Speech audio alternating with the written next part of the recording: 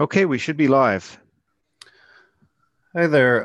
This is the Node.js user feedback session for tooling. That's command line tooling and command line applications written in Node. And we are going to talk about a few issues around that and gather some feedback from the community.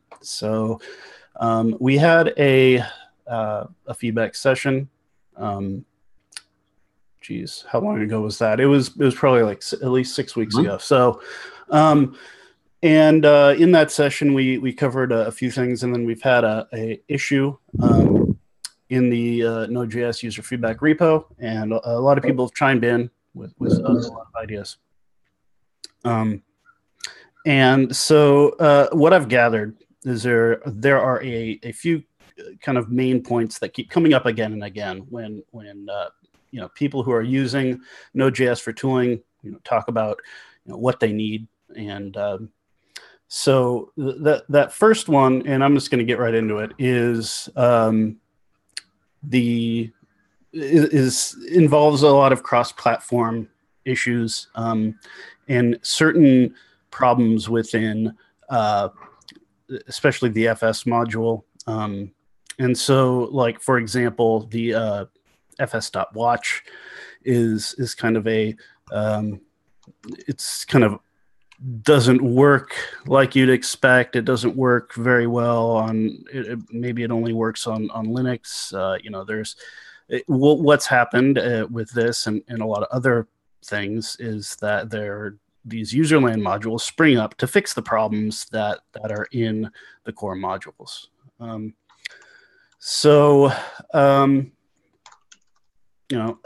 Chris Barber, sorry to call you out, but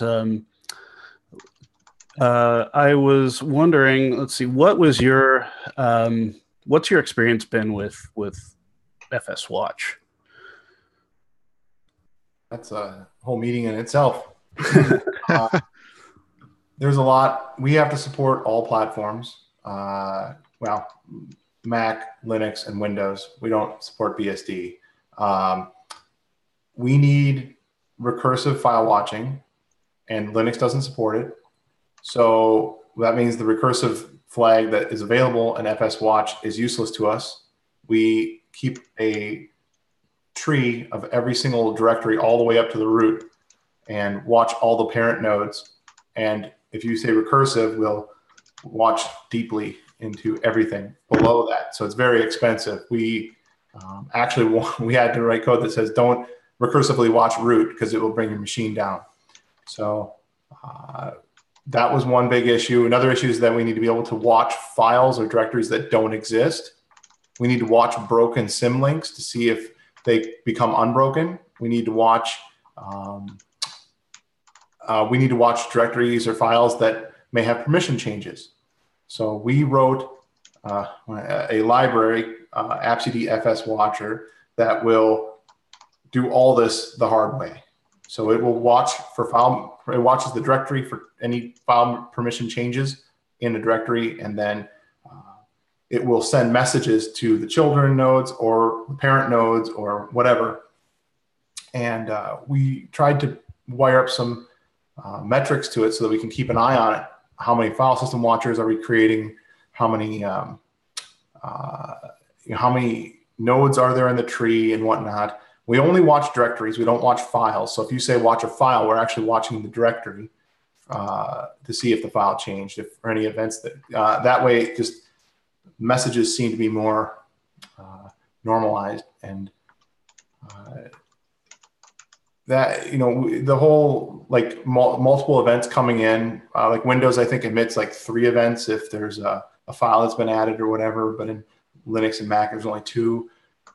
So we have to keep track of a timestamp of the last time that there was an event and the event type, and try to remove duplicates, and then tie it all into a nice neat package with event emitters and what have you. So it's been very, very painful, but I tested, and believe me, I didn't want to reinvent the wheel.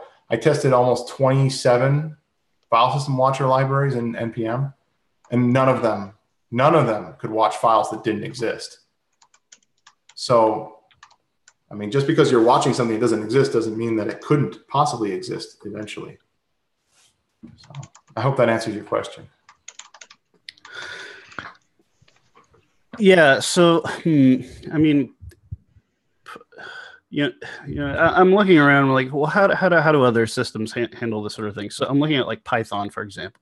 So Python, it doesn't, as far as I can tell, it doesn't have native functionality to do this.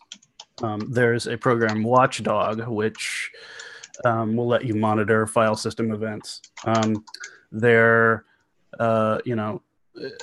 know of there's like Facebook's Watchman, for example, which is just like I think it's just a service that you run in the background or something, right? And so, it sounds like fundamentally a difficult problem, and especially a difficult problem to get right on multiple platforms. And if Python doesn't have this in its standard library, then it's probably kind of too big to stuff in there. And so maybe it's just that. And I was kind of not expecting to think about it this way. Maybe FS Watch is just kind of in over its head, and maybe that's something that it's going to be really difficult to provide in a satisfactory way from within Node itself. What do you think of that, Chris? I don't care if it's hard to do. Fix it. I'm sorry, but I got too many other problems to worry about, and frankly, the quality of the stuff that's in NPM is not satisfactory to what I need to get done. So, and I can't spend more time reinventing the wheel. I just want it to work. I know it's hard, and what I've come up with sucks, but I think that we can fix it. I think there's got to be a way. And Node has the luxury of shipping native code, right? It can compile in Watchman or something like that. I don't know, but I struggle great with a lot with native add-ons. Obviously, I went through the growing pains of the old, all the API module updates, and I know that an API is out, but even then, distributing, we have people on Windows that don't have Visual Studio installed, and to have them have a compiler installed and all that stuff, it's too taxing for our users. So we try to avoid native as much as possible, and things like Watchman just isn't a good solution for us. But if it's embedded in the Node runtime, then that's perfect, because it's native and it's already built for their system. It's already in their correct architecture. So. Chris, I'm curious. Could you give me I'm not familiar with the tooling stuff you work on. Could you give me a little bit of context on what it is you work on and what your kind of end user looks like? Sure. So I'm an engineer at Appcelerator. We were acquired by Axway. I've been working on tooling for the Titanium Mobile SDK for about 5 years, all in Node. It wasn't written in Python, but we now are all in Node.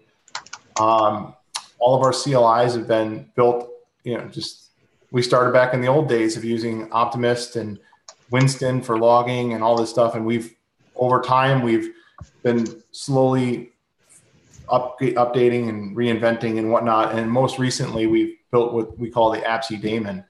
And the idea is that the AppC daemon is a service that runs in the background constantly, invisible to the user. So we're doing PID files and the whole nine. And it runs very similar to ADB, where you can like log CAD into it and get log messages and whatnot. So how we do our logging is very different. Than like a web server. We keep all logs in memory, and we fill up a buffer and blow away everything that's older. Since the daemon is constantly running, we have to monitor state of the machine always. So in the case of Titanium Mobile, we're doing lots of things with Android and with iOS and Visual Studio on Windows and whatnot. And we need to monitor constantly all these things. We are watching if you install a new Xcode, if you download a new Android SDK, we know about it instantly, and that data is refreshed. If you connect a device to your machine, we have a bit of native code I had to write there that if you connect an Android device or an iOS device, we immediately are listening, tracking that, and then we can broadcast out those changes to any listeners. Now, we have a product called Accelerator Studio, which is basically Eclipse plus. And their list of devices of what's connected is driven by this event drivenness, monitoring of the devices and whatnot. So that's what I do, is I work on the tooling for the CLI tooling for Titanium, and I hope that answers your question. Yeah, absolutely. Thank you for that. So, so I do get that. If you're trying to, you're basically are you basically like shipping Node to users then? So originally we weren't. We would say that you'd had to have Node installed, and then when we ended up having Studio install Node, and as you guys can imagine, a lot of people are like, nah, I don't really want to use Studio. I want to use Atom or VS Code or Sublime or something like that, and just switch over to the CLI to do the build. And in which case, Node, that people would have to have their own version of Node installed. So, however, with the daemon, different story. The daemon you start the daemon with whatever version of Node's on your machine as a bootstrap, but then the actual core, the daemonized process, is actually spawned using that version of Node that we download. We lock down the Node version of the daemon in the background. And the reason why we do this is because we're going to basically be running native extensions. Like I said, we have a native native add-on. We have a native add-on for watching your iOS devices being connected. We need to lock down the Node version so that we know that it will never, so that we can ship binaries in a way that doesn't allow people to have the build. They should, they don't have to have Visual Studio or well, that's a bad example for iOS, but we're heading down that road because we're going to start doing encryption and all kinds of other fun stuff in native. And right now we do, and in fact, I'm actually kind of interested to hear what other people are doing for distributing native add-ons. How are they building them, and are they doing pre-buildify? Are they doing Node pre-jip? We use Node pre-jip. Unless we've built it already, and yes, our CI server is trying to build stuff for every architecture, but unless we missed one, a new Node version comes out or something, we got to hustle to get a new build going, I'm a little unfamiliar with what's happening on. I haven't used an API. Is the distribution story better there? The answer is yes. You can build once for, say, for example, you can build for 6, and that same binary will run with the later versions. But you still need to build for multiple architectures. Yeah, yes. I mean, there's still, binaries are still specific to the OS that you're running under. And so what we did is we actually initially started off with actually building binaries and publishing them with our package to NPM. But as you can imagine, we started getting like 8 binaries in a single package. And if there was a new version of Node, we'd have to issue, cut a new version of the module. It wasn't ideal. So it'd be, I don't know that there's a better way, but pre-buildify and downloading a precompiled binary or just shoving it inside the package, because then we could do offline installs, which is actually, some people actually want that. They want to be able to say, give me a zip file with everything, with all the Node modules and everything in it. I know it sounds crazy, but they want to be able to do offline installs of our stuff. That's not that crazy. People in production often have like firewalls and whatever. But you said you've basically solved that by bundling in a fixed Node version that your stuff runs with, right? But that was more so that we could lock down native add-ons, so we can guarantee that those are going to run with a certain version. But you still need a Node version globally installed. Our Node version stuffed down, it's like home directory .accelerator / right. And believe me, I actually I had a lot of resistance doing that. A lot of people at Accelerator were like, no, no, no, no, no, no. We are not downloading another 30 meg or whatever it is, binary. Forget that. But then I was like, how is this any different than like, other CLIs? Node is just the runtime, guys. It's a dependency. We have to worry about this dependency. It's an important dependency, especially when we start getting into using, ES 2015 features and whatnot. Yeah, we use Babel, and that's another talk in itself because that's painful. But we use a lot of stuff that we don't transpile that requires Node 8 now. That's our minimum. Yeah, it seems like a reasonable thing to do, I guess, and it does point towards concern over the size of the package, right? But go ahead, Michael. I was just going to have one question I've been wondering about is, like, if there was a version that didn't include NPM or didn't include other sort of more development time tools, would that be of use to you, or is it that you depend on those things as well when you're actually installed? For our stuff, we actually, thank God, you guys do for Windows, you create the exe and just toss it up there on the disk folder or whatever, and then right. And then Linux, you do the same thing, I believe. It's just in a tarball. Yeah, it's in a tarball. It's just that actually includes NPM, and NPM's a significant portion of the space. And if you're not installing NPMs, that potentially could be smaller. So I'm just wondering if that, but of course, if you use NPM once you're installed, that you can't remove it. It's got to be there. We actually we rip through the tarball and find the node executable itself and just extract just that one file. We toss everything else. So that's effectively you're just delivering the one node file itself. Okay. And then also for Mac, we were downloading the pre-built binary for that, much like you guys are familiar with N, that little shell script. Yeah, that thing just goes and downloads the node binary for Mac, and that works. But all of a sudden you start getting security issues because it's not a signed binary. So you have to use the PKG distribution of Node. And so what we do for that is I download the PKG, extract the Node, extract it into a temp folder and just pluck out Node and nuke everything else. Gross? Probably. Yeah, I'd say so. But I mean, it sounds like the problems go beyond FS Watch in particular. It's native modules are difficult to deal with. It looks like you also mentioned actually. So Gus Kaplan just joined us.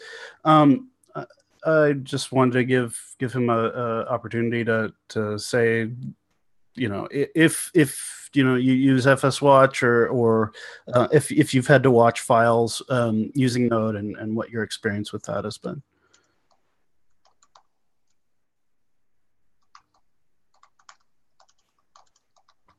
Maybe not.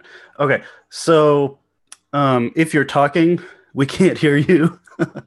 But Chris, you also mentioned some more cross-platform problems. One was, I figured there would probably be some things with the built-in OS module that people would bring up. And so you mentioned OS Arch.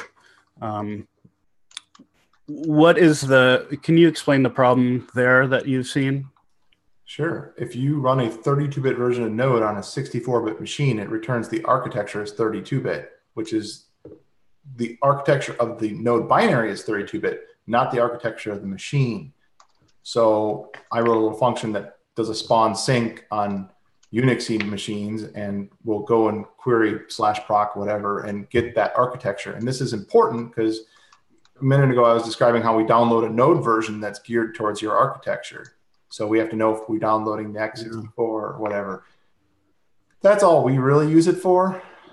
But it would have been nice if that was correct. And I tested it on Linux. Obviously, Mac OS is always 64-bit these days, but this was mostly for Linux. And since you guys already do the hard work for me on Windows. I guess Linux, we've dropped 32-bit support as well. Is that official? Because I was And told, 10, if you look at 10.x, I don't think it includes 32-bit. There's still some discussions going back and forth on that front, but that's unfortunate. I mean, yeah, I mean, I agree with you guys that we need to move on from 32-bit, but believe it or not, we actually have users that use 32-bit. In fact, Studio is 32-bit. I believe our entire Eclipse-based IDE is still that, and I think it still distributes the 32-bit version on Windows. yeah, So there's if you're interested in that discussion, there is an open issue in the build working group. It'd be yeah, worthwhile joining and chiming into that discussion. I'll drop the link in the chat in a sec here. Okay. I'll go grab that. So, I mean, to me, os.arch, I mean, I would assume that returns the architecture of the machine, but it doesn't seem to. Is that, do you know if that's by design, Michael, or does anybody know? I don't know off the top of my head. It's one of those things where, as a breaking change, I think it would be difficult to change now. I could see adding another field, which would give the other answer. Yeah. Um, Yeah, definitely it would be difficult to change, but yeah, that's seems a little counterintuitive, but maybe the easy way to do it, because Yep. yeah, you don't have to. I don't know how you determine that otherwise, but Like it might be something like os.machinearch or I don't know, whatever, right? I should point out that os.get arch and process.arch are like the same value. I think one's an alias for the other. That's interesting. So yeah, okay. So if there's already a process.arch, which tells you that you'd expect to be 32-bit in the situation you described, right? right. Have you ever opened an issue in the repo to say, hey, and I'm just wondering if there has been past discussion on this issue or not. And I'm pretty sure there has been discussion about architecture. I'm certain that there was. I just don't know the current status of it because I make a workaround and then I move on. right. So I guess it's that, like, somebody's going to have to do some work. So if we thought it was important enough, if we could get the past context and explain why it's important to add, say, a new field or something, that might be a possible way forward. If we don't think it's important enough to spend any time, then I don't think it's just anybody else is going to necessarily jump up and fix it.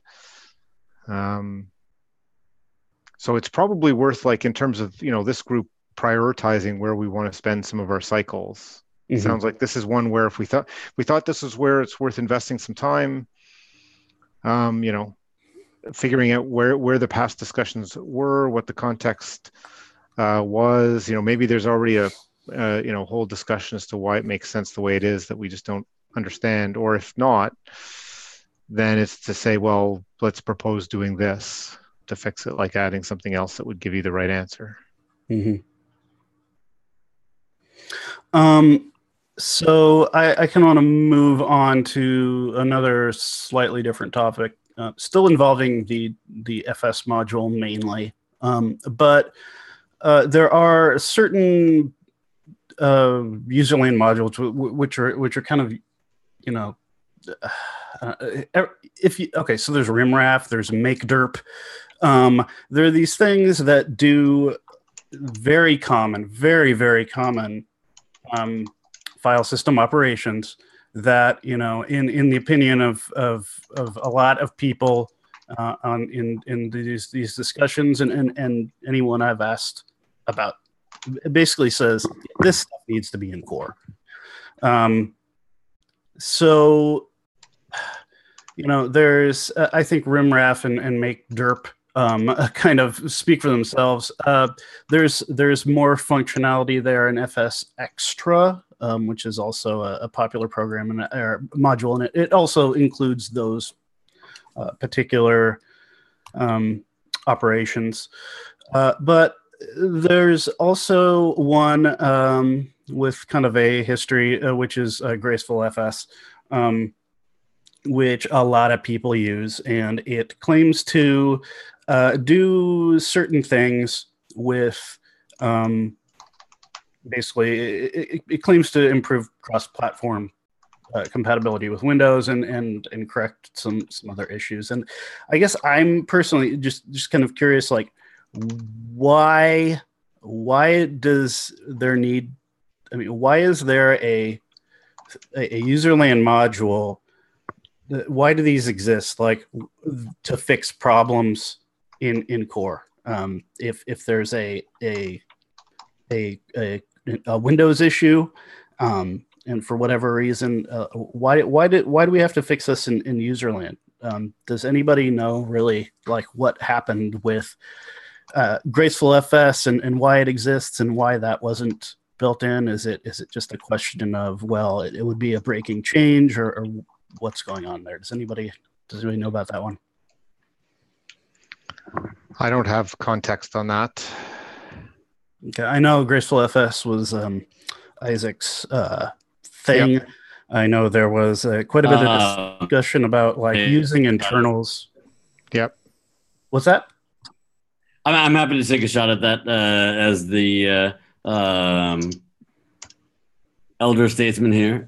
So the FS module largely exposes a POSIX API, and RimRaf and MakeDirP are convenience over the top of those two, and largely the reason why they weren't rolled into core is because the argument was that you could go and create them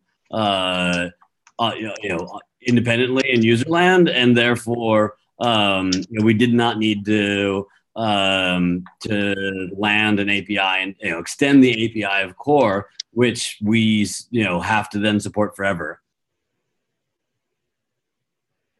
Right. Now, I'm wondering, do you think is that a point in time kind of decision in terms of, well, okay, we didn't have the knowledge or history where we see that there's lots of people using those and lots of people saying this, why aren't these part of core versus, in the beginning, it's like, hey, I'd like to have something like this. And it just seems like a convenience. And it's like, well, okay, you can go build it. So I don't know if you have any context on that. The other question I'd have is like, do they require native code? So the first question, the guiding principle early on is complexity goes into userland, and one of the attempts that were made with Node was to not end up like having a dead code standard library. Many mature platforms that have exposed stuff in the standard library eventually does atrophy, and userland takes precedent there. So that was the decision-making process that was guiding that. Now, whether that we've definitely begun to shift that mindset. At the same time, the overriding thought was that at some point, like rsync, like Node would be done. The APIs would be frozen, and like once we got to 1.0, Node wouldn't evolve at all. And here we are 9 years later, and that is not the case. And I don't think anyone who works either on core or works with Node in their day-to-day expects that behavior anymore. So I think that this may just be a case where that's the way it was, and no one's really taken the effort to go and advocate for this to be in core on behalf of the end user. Right. Yeah, I feel like there's been obviously like historical pushback to adding things like this to core. I feel in general this is that philosophy is a good thing. But I feel like in certain cases, like rimref and makederp, where it's become obvious that they really ought to be in there. But so I mean, I think that is something as a group we should probably come together and say, yeah, this is something we really want to make happen, and do whatever needs to be done there. I would advocate there, start simple. Like, don't bring the entire FS extras package as the beginning. Like, go, work incrementally, and then, help core team, gain understanding into this, in this particular need, and build up. Choose the one or two, maybe just those two, or start with the one and build up from there. Oh, Michael, to answer your question, no, neither of these use native modules. Okay, just because that's often another good argument to say, well, why should they be in core? Because if they require, the native if they require native code, it is like the other Chris was mentioning, an extra burden to get them installed and running. So that's why I was asking that. Mm-hmm. I don't want to monopolize the conversation, but I did have a comment on FS, Graceful FS, if you'd like to come back to me. Oh yeah, go ahead. So Graceful FS is one of those that has been an interesting adventure. It does not use native code, but Graceful FS uses, I believe it still uses today, internals. And it's been one of the driving factors that have sort of taken us in core from just letting userland do whatever to. Uh-oh. May have lost Dan there. Sorry, Dan, you cut out for about a minute there. Oh, not a minute. But so you cut off where this was one of the things taking letting users do whatever they want, and that's kind of where you cut out. Okay, so because Graceful FS was accessing internals, previously the mindset had been userland does what it does. But Graceful FS has been sort of the spark that has led core team to begin to protect the API, the internal APIs. So only expose explicitly what we are supporting. And since Graceful FS touches on APIs that were not supported externally in Node, that means that if any of those APIs were changed, then it breaks userland. Right. Yeah. Yeah. I'm aware of that history. I guess what I was more getting at was, why does it exist in the first place? Like, what does it do that was not feasible to do in core, or for whatever reason? Do you know? I actually don't. Yeah, off the top of my head, I'm not 100% sure what Graceful FS does that we can achieve in core. Sorry about that. Yeah, well, no, I mean, that's good. I think that's something I think we need to research. I mean, I'm sure somebody knows, but like Graceful FS, also cross spawn is another one where it's like, well, why do we need this? Like, why can't I use child process spawn on Windows and have it work the way I expect? So that's kind of another one where we're like, well, why? It doesn't seem userland should have to maintain something like that. And maybe that's a holdover from the days when Windows wasn't supported as well as it is now. But yeah. Truth is, I've never needed Graceful FS or cross spawn, so I'm also curious, why do they exist? All right. But would you say you have used rimraf and make.drp? Yeah. We've also used Wrench, and we've used Dell. Now we've been going through and replacing everything just to use FS Extra, which, by the way, does use rimraf under the hood. Okay. Not sure if it uses make.drp under the hood. And I'm sorry to backpedal, but on FS Extra, we one of the useful things that we use is their JSON parser reader, Bob, where you can read JSON files. I'm ripping out all the code where we require a JSON file just to parse it, just because I don't want it to be cached. FS Extra we use a ton.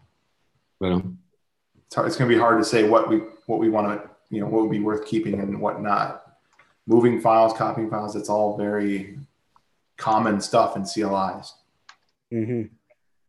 So I can't speak. Sorry, go ahead.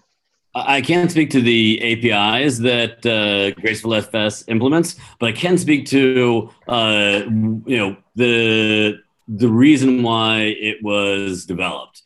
So Graceful FS came about because the core maintainer of Node, Isaac Sluter, also building npm, and that Graceful FS was one of those components inside of npm that Isaac created to sort of smooth over some of the challenges that he was having building out npm. Okay. I guess the other thing too, you mentioned using some of the other languages like Python as an example. Do they have built-in support for things equivalent to rimraf and make.drp? I believe so. There's it's been a while. Sorry. There's the OS module. There's the shutil module that has other stuff. So they can. It seems like they have kind of a lower level module, and then they have and these are built in, but then they have like a higher level file system module as well. Okay. Yeah. I just think that that's another maybe if we wanted to push on this, maybe pick those two, push on those, it'd probably be useful to have that, have the, the arguments where, we're, lots of the people developing, tooling use them. And it's just the belief from that community is they should just be part of core. Oh, look at these other languages. They all include them. Yes, maybe we didn't include them before because, we want to, not have a dead code, not have a dead library, but it seems like experience has shown these are actually heavily used, so it makes sense to put them in. Right. Yeah, I mean, I feel like that's definitely a good place to start. Okay. I certainly, even at JSConf EU, I had one of the other TSC members talking to me about this and saying, yeah, there's some things that just seem like they should be in FS. So. So Gus mentioned he wanted to listen to the feedback about VM and CJS. So VM. So the VM. I think Chris was the one who mentioned struggles with the VM module. Yeah, and I've had those as well. Where basically the deal is we want to create a sandbox and give it to the user and they can run whatever, and we don't want them to escape it. And that is exceedingly difficult. The built-in VM module does not support that behavior. And so a userland module VM2 was written and it almost does that, but it has problems. And so but it does all sorts of terrible trickery to get it done. It relies on all sorts of proxies and stuff. Pre-proxy support, it was doing even worse things, but it still wasn't that secure at that point. So it was possible to still break out. And as somebody who's working in a test framework, I would love to be able to do something like, we'll spawn or we'll create, I don't know, a pool of VMs, or maybe not even just a pool. Maybe I'm just creating them, and I want to run a test in isolation in that VM. And then when I'm done, just close it down. And then I don't have to worry about cleaning it up. I would love to be able to do that. I'm not sure what, Chris, what's your use case for VM? I know it's a jail, like you said, a sandbox that the user can't get out of. But what can you speak a little bit more about it? Sure. There's two use cases that come to mind. One is configuration files. We have config files that can be JSON or JS files, where module.export is like an object of whatever you want. So you can, a config file, if it's a JS file, could like require in things, and maybe they have an auth library that pulls in base URLs, for what environment you're in or whatever. There's maybe your computing, you're reading in SSL certs from disk or something like that, where you're assembling a configuration. And there's no need for that. We might be running code from NPM modules or something, and that if they go rogue or do something naughty, we want to lock them down. And I'm talking about like not polluting global namespace. I'm talking about, but also I'm not quite to the level yet of like locking down file system access, even though that would be really nice to lock that down. For right now, I'm fine with just not even declaring FS. I'll whitelist it or whatever, pass that in if I need to. The other use case is both the Titanium CLI and the AppC daemon support plugins that can run anything and do anything. And it's very important in the case of the daemon that a plugin doesn't do a process.exit. Now that's an easy one to block, right? That's just a single function. But there's other things there too. If sometimes you pull in a library and it does crazy stuff. It redefines console.log, or recently I just redefined the write method on process.standardout. Like, that's kind of scary. But there's things that clobber built-ins, and I don't want plugins to be able to do that. I want them to be very restricted in what they can do. And how I solved it most recently is we just run it inside of a sub process. So we spawn a node process with what we call a host. The host sets up an IPC tunnel. We require the script. It does some magic. Console.log is completely injected, like we inject our own require. We lock everything down, basically. And it's not ideal. You might want to look at the worker PR that landed. It's about being able to do things in separate threads. But I know that some of the similar, like the things like the process.exit, I know that PR included, when the worker does exit, it doesn't exit the whole runtime. So that I don't think it's necessarily a total solution to sandboxing, but I think it has some elements. I think the VM stuff we have now is kind of cool because you can create a VM context and inject a global object, right? The problem is you can never deallocate it. You can never kill it. It never goes away until you end the process. And that is a huge problem. If you want to, like in the case of running a test, you want to basically destroy it and recreate a new one. I don't know why that is so hard to do. I mean, if you've got enough, if you've got logic that can create contexts all day long, destroying them should be easy. Maybe I'm wrong. Yeah, I'm not sure if that's a V8 problem, or I don't remember. I remember hearing about, yeah. Actually, I remember having that's right. I had that problem where we kept creating them and they wouldn't go away, and then we were leaking memory. Yeah, that's no good. How did you create them? The VMs, just using the VM. I don't know, create context. Right. Okay. Yeah. And so I'm looking here at the docs for VM. Okay, so VM module provides APIs for compiling and running code within a V8 virtual machine context. Blah blah blah. A common use case is to run the code in a sandboxed environment. The sandbox code uses a different V8 context, meaning that it has a different global object than the rest of the code. So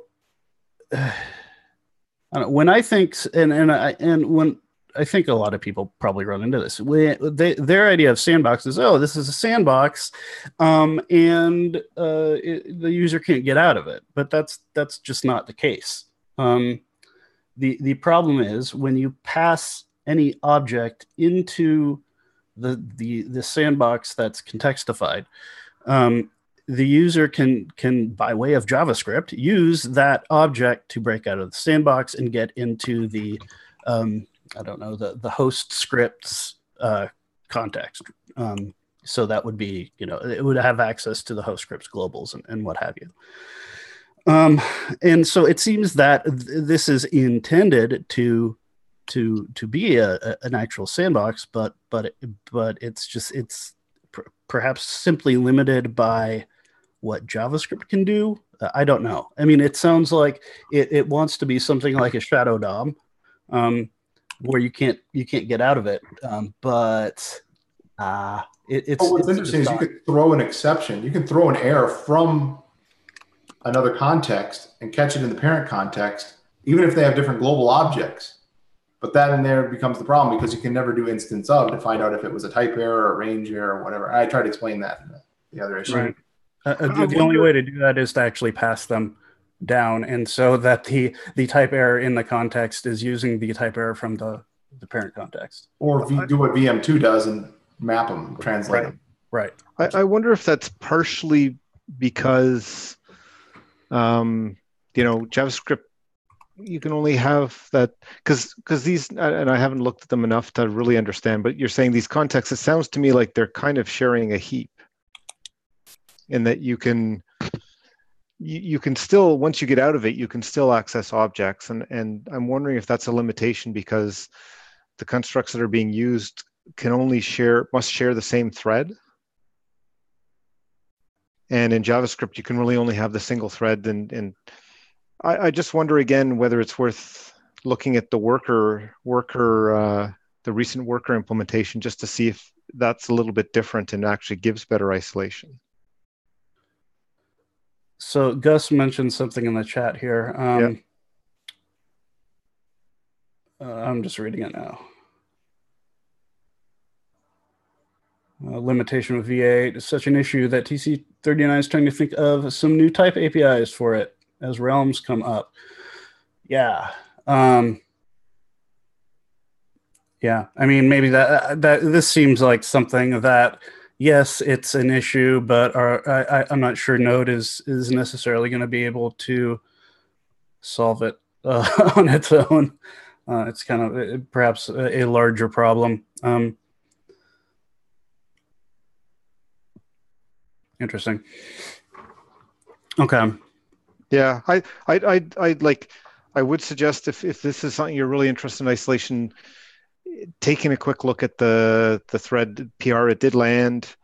I have this gut feeling that it's, and I could be wrong, that it's got more isolation by default, just because like they're not sharing heaps. The objects, I believe, are pretty much serialized as they're passed to the thread.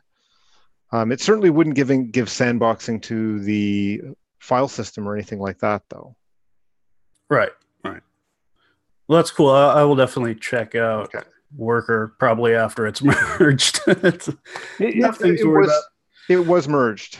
Oh, it was merged. Okay, great. Yeah, it's experimental under a flag, but it's actually merged. Awesome. Cool. We'll take a look at that. So it is 10 o'clock, which means we are out of time. I think the one thing, it sounds like the tangible next step for this group to work on is, maybe the RimRaf and the MakeDearP putting together the, whatever evidence we have that shows lots of people think it should be in and that other languages support it. And then it's sort of like raise an issue saying, hey, should we include this and see if there's opposition? Right. And then if not, move forward to try and put together PRs, that kind of stuff. So, yeah, definitely. And I think I would like to kind of, I don't know, maybe do a little bit. Actually, let's focus on what you said to start. I would like to go and figure out what's the story behind Graceful FS, what's the story behind Cross Spawn. And then another thing here in the chat that Gus talked about is, the VM module is never intended to be a security mechanism. Right. But per the language of the documentation, it's easy to think it was, and perhaps that needs to be addressed to make it clear that the VM module is creating a I don't know, I don't know what the word for it is, but it's not something that you can it's not creating a jail. Right. Yeah, I mean that's probably something that's much more straightforward to do, is to submit a PR that clarifies the docs to the way that we think it should actually be. Mm-hmm. Mm-hmm. Definitely. Okay. So as far as next steps, I think the very first thing that I'd like to do is kind of formalize what we intend to do in a doc. I think that was requested at some point, kind of a living document, and send a PR for that. And it will exist in the user feedback repo as a markdown file. And then we can take some action, start the discussion in core about make derp and or rimraf, and kind of take it from there. Right. I agree with that strategy. Michael, are you? I think that having this in user feedback for now, maturing, getting more more visibility here before it goes into a PR, and kind of gets political. Healthy.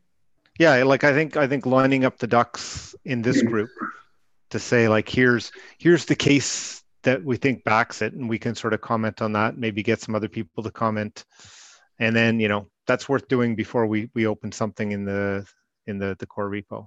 Okay, sounds good. Chris, thank you so much for all your input here. It's been very valuable, and Gus as well. And that's all we got. Yeah, we hope to see you both next time and bring other people who have similar concerns or thoughts as well. So the next meeting will be at a to be determined time, but I can tell you will not be on a Friday at 9 a.m. Conflicting with this one. So great. We will figure that out, and I'll work to schedule something. Sounds good. Thank you, gentlemen, for your time. Yep. Thanks for everybody who was involved. Thank you, everybody. Thank you. Bye.